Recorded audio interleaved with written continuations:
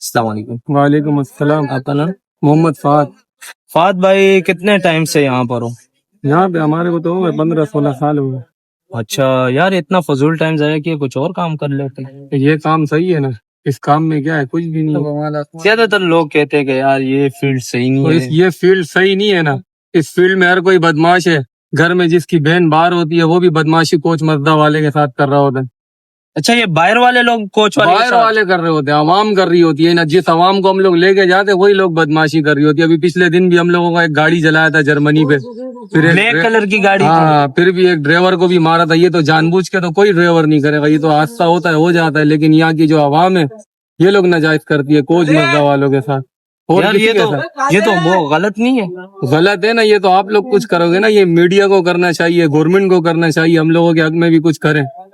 تو پولیس اس پہ کوئی ایکشن نہیں لے رہی؟ پولیس کوئی ایکشن نہیں لیتی. پولیس بس موقع پر آتی ہے لے جاتی ہے. پولیس بھی پھر جو ہے اپنا خرچہ پانی بناتی ہے چھوڑ دی ہے. باقی جو کوچ مزدہ والا ہوتا ہے وہ بیچارے کی ٹانگیں چھت سے لگ جاتی ہے.